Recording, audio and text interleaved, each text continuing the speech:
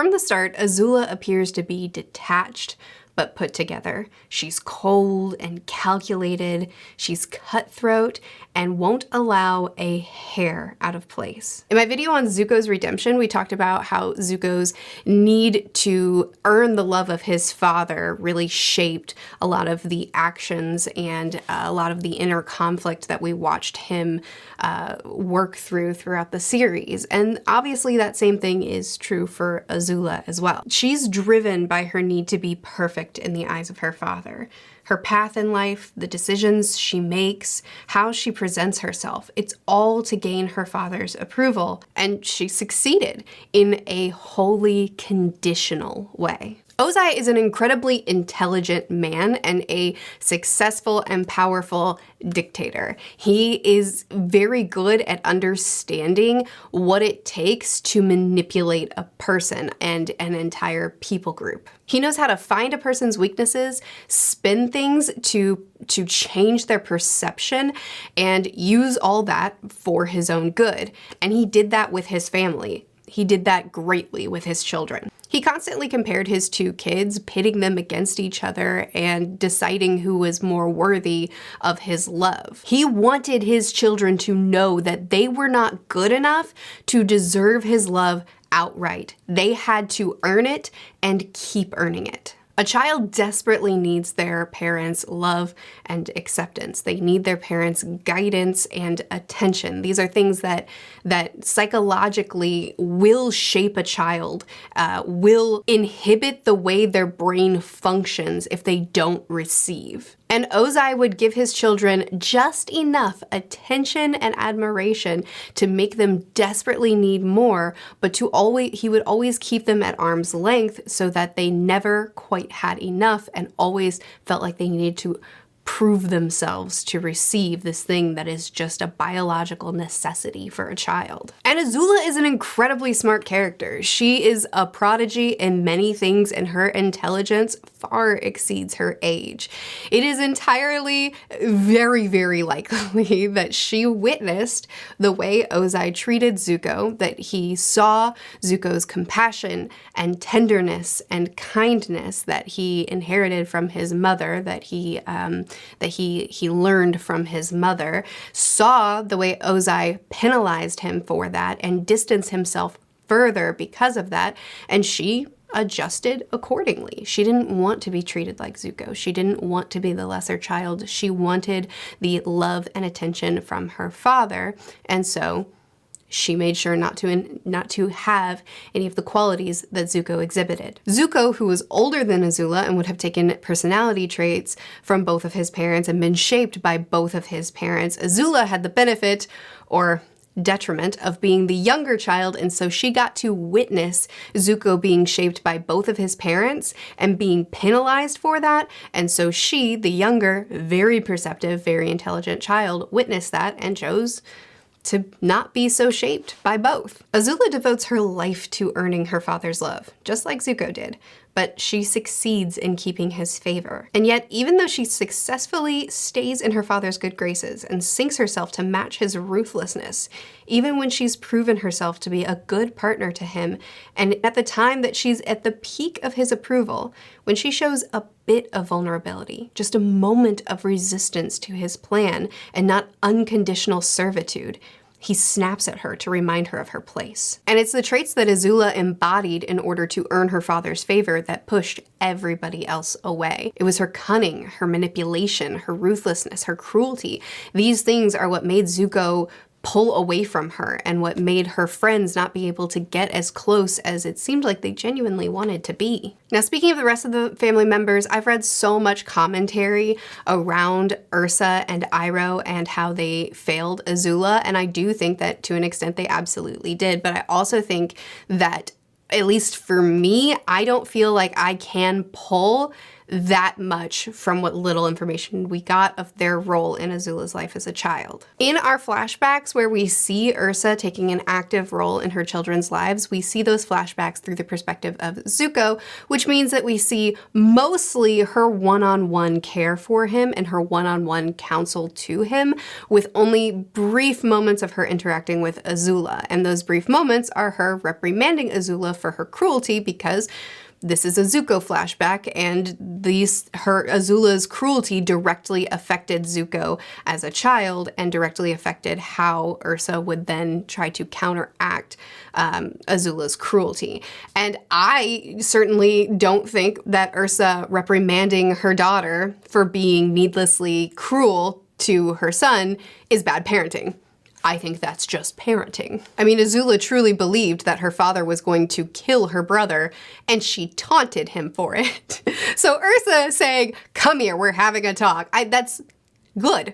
Please do have a talk with your daughter for that. But we really have no clue on if Ursa devoted that same time and attention and one-on-one counsel to Azula, or if she pulled away from her and distanced herself because she was looking too much like Ozai, her abusive husband. I've seen a load of speculation that Ursa pulled away from Azula, abandoned her, gave all of her love and attention to Zuko, trying to compensate for the cruelty that he saw from his father, and therefore ignored Azula. And I just don't feel like I have enough context to be able to say that. It's certainly possible, and if she did, wow, she failed her daughter, but I don't know that that's what happened. All I know is that Azula believed that her mother thought that she was a monster, and that really sucks. Regardless of if Ursa did pull away from Azula or leaned into her the same way she did Zuko, and we just didn't see that. Regardless of if Azula heard Ursa, gosh, so many names. Regardless of if Azula actually heard Ursa say, "My daughter's a monster," or if Ozai told Azula, "Your mom thinks you're a monster," just to separate them, and it was never true. Again, more speculation, we don't know. What I do get to have an opinion on is the fact that Ursa left. Ozai was gonna kill Zuko, and the way Ursa handled that, the way that she tried to prevent that, was by being the sacrifice and leaving.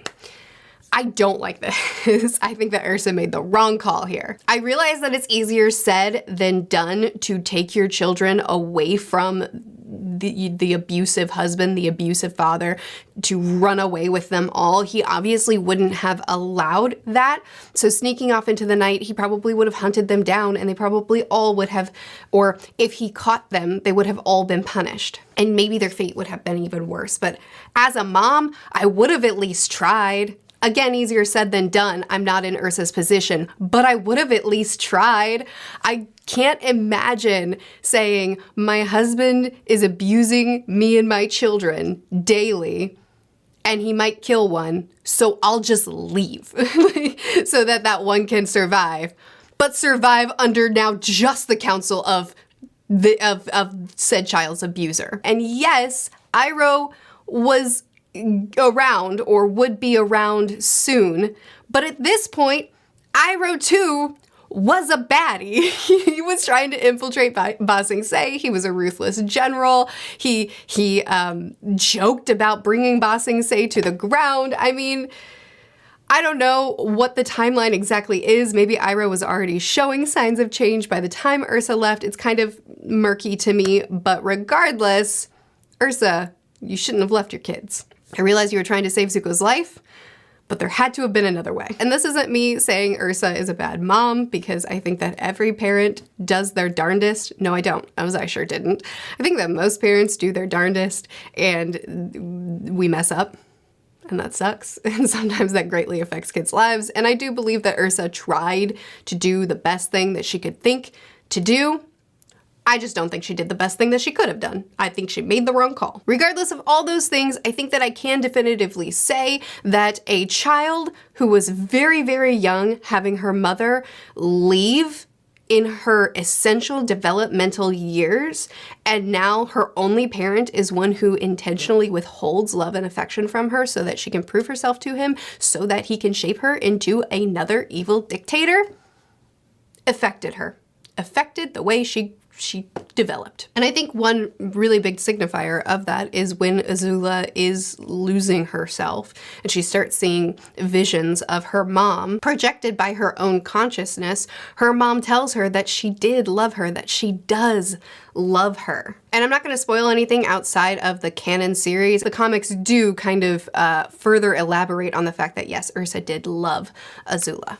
And does actively love Azula. But regardless, Azula's consciousness projected Ursa telling her, no, I do love you. So clearly Azula does believe, at least in some way, that her mom truly cares for her, but she still left. And she was still shaped by the one parent that should never have been allowed in her life. Azula shows how damaged she was from her upbringing. In her relationships, she leads through fear and domination. Her friends genuinely care about her, yet she can't allow them to be her equals.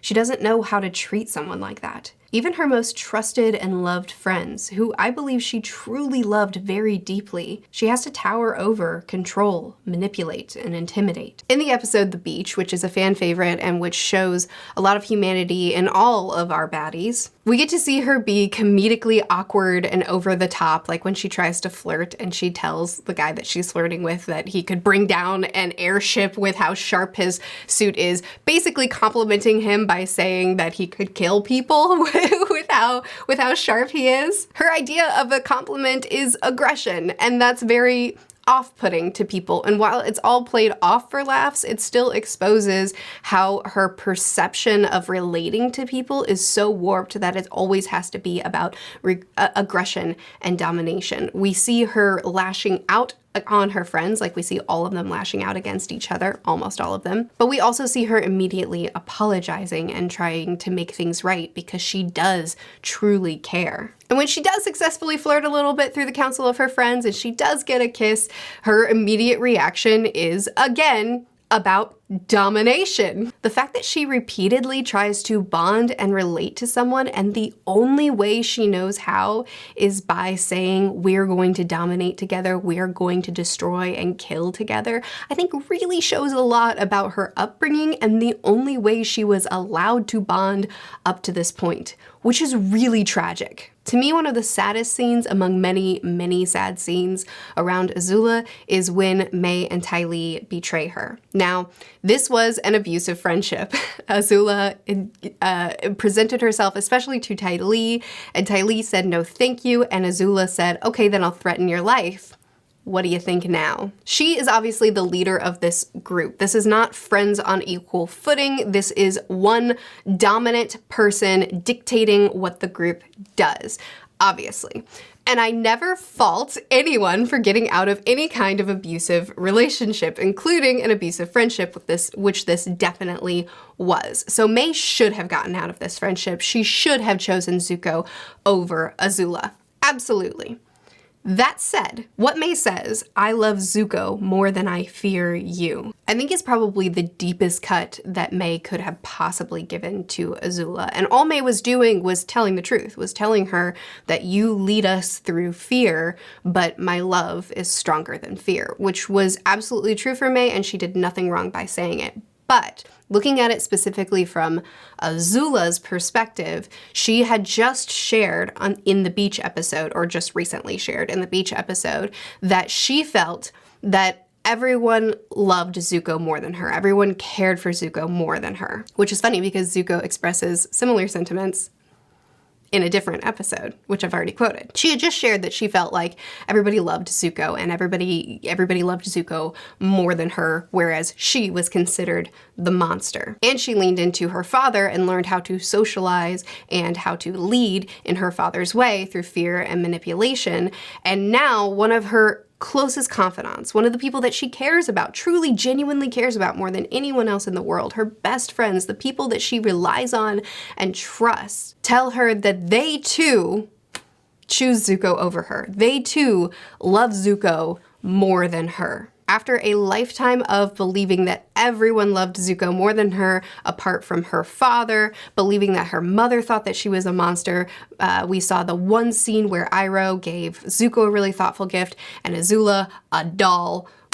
Which I'm not going to say Iroh's a bad guy for doing that. Sometimes gifting for kids is hard, and he was away at war, so what did he know? He gave the boy a masculine, you're going to be a warrior gift. He gave the girl a delicate, you're going to be a girl gift. To me, that doesn't really signify that he valued Zuko more than Azula at that point. He still had his son at that point, so he was still looking at his son as his son and not looking at Zuko as his son. So I really just think that all he did in this scene is just say, I don't really know these kids. I'm off at war. These are just children, so here's a boy gift and here's a girl gift. Like, I really just think that that's all he did. I don't think that it was anything deeper than that. So I don't really fault Iroh for this gift-giving scene that we saw, and I'm not really gonna project on him that he obviously cared more for Zuko even at this point and just shoved Azula to the, like, I really don't think it's that deep. I think he was just giving generic gifts to children that he barely knew because he wasn't living around those children at the time. But regardless, Iroh does give Zuko a lot more care and attention after his son dies, and Iroh starts counseling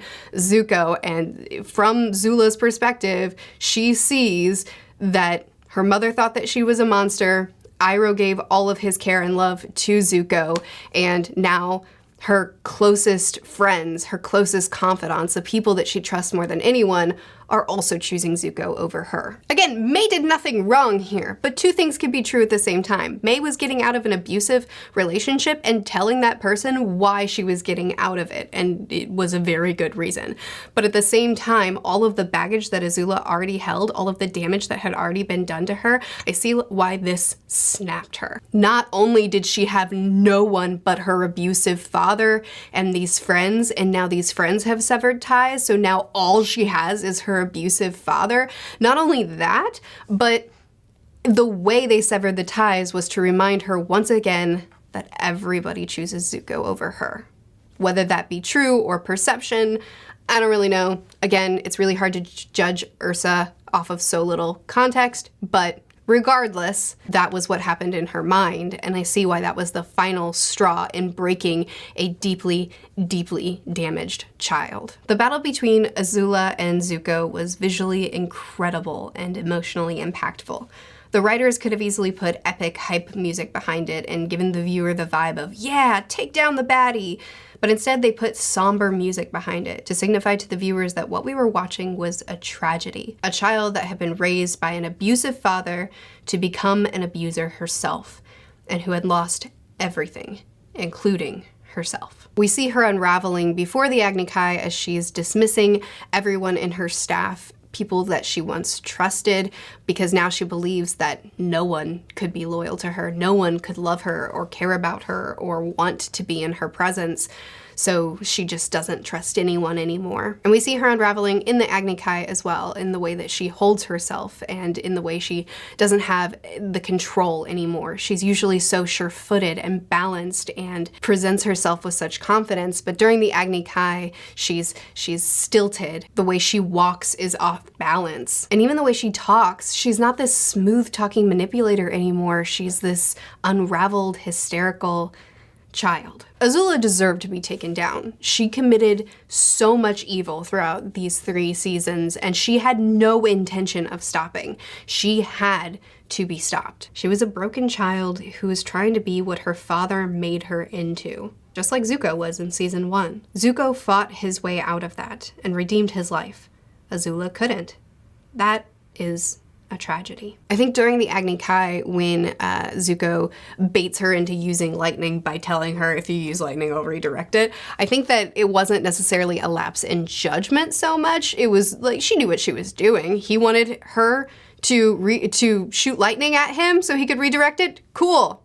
I'll shoot it at your friend. And she was successful. This wasn't a dumb move on her part. Zuko did manage to protect Katara, but because he wasn't prepared for this type of attack, he took a lot of damage in this. She succeeded in near killing her brother. Where I think we do see the lapse in judgment from her is when she's facing off against Katara and she's baited into going over the grate, which I think Azula, cold, calculating, incredibly, incredibly intelligent Azula would have been able to see through this if she were in her right mind, but she certainly wasn't. And when Katara succeeds in capturing Azula and tying her up, I certainly think that Azula could have kept fighting even though she was tied up. I mean, she had the flames that she could spurt from her mouth, so I think that she could have kept fighting. She just gave up. She chose to stop here. And I don't think she chose to stop because she's been tied up. I think she chose to stop because she saw the care and tenderness that Zuko was getting from a friend. She saw Katara save Zuko's life by using her water healing on him. She saw Katara comforting him. She saw Katara caring for him. She saw a friendship that she was incapable of having. She was incapable of having romantic relationships. She was incapable of flirting. She was incapable of having friendships. And it was in losing those friendships that she completely lost herself, completely became undone, and then watching Zuko, her brother, who was always favored from her perspective, who was always loved by everyone else more than her from her perspective, now seeing him have friendships with someone that he had actively harmed, no less. He had actively harmed Katara and her life. His actions affected her in terrible ways. And yet he was able to keep his friendships when she couldn't. I think that was what finally led her to just surrender and writhe on the floor screaming. It's so sad to see this 14-year-old girl who believed that her entire family hated her except for her father who controlled and manipulated her, to see her just on the ground screaming and crying and giving up. Azula is a 14-year-old prodigy. Firebending, fighting, emotional manipulation, strategizing, and even without being able to use her bending, she could outmaneuver Aang, an airbender who was known to be agile. Her intelligence and skill far surpassed her age and life experience. War changes everyone, but you see it the most in the younger generation who are building identities and goals in the midst of that war. She was an extraordinary villain and a tragic child. She was cunning and cruel and manipulative and actively harmed others. And she was humanized and she was broken and she was so, so sad. And that is good writing. A character that is definitively committing evil and should be taken down, but that you can see the layers that got them there, and you can sympathize with how tragic their story truly is. The showrunners of Avatar have been very open, saying that they wish that they had more time with Azula, more time with the series, so that they could give Azula a redemption arc. We have gotten an official announcement that Azula's redemption arc is coming. I personally have kind of mixed feelings about this because I really love the note that we ended on with Azula. She's 14, and I think that that's extremely important to remember. She is very, very mature and intelligent and skilled for her age, so she doesn't come off as 14, but she's 14. And so she is very much a child that's trapped, commits atrocities, and should be held accountable for that, but still a child. But I loved her ending. I thought that it was a really powerful message to see how her upbringing, her life, who she was raised by has affected her and changed her and unraveled her and broken her. And seeing what she's become and seeing her realize how lost and alone she is, I thought was such a powerful message on its own. Plus, too, also, we already got a redemption with Iroh and with Zuko. So how many of these family members are, like, does it lessen the redemption of Iroh and Zuko if we're just gonna keep doing more? From a human perspective, no! Redeem them all. From a human perspective, save this child. Allow her to continue to have a story and to be able to get a life for herself again. Or actually, just in the first place, because she was trained from such a young age to be a manipulative dictator just like her father, so give her the chance to have her own life for once. From a human perspective, please let this 14-year-old have a future. From a storytelling perspective, I think her ending was perfect.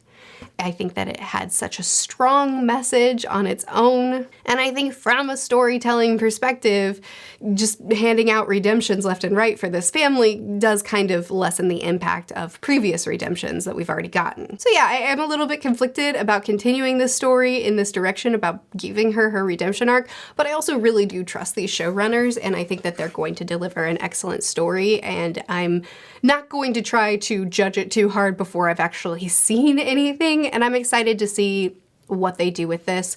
I'm a huge fan of Azula's character, so getting to see her arc continue, I'm excited for. Azula is an incredibly written character. She's smart and cunning and cruel and manipulative and such a good antagonist, but also a character that I have a tremendous amount of compassion for, that I see what it took to get her to where she is.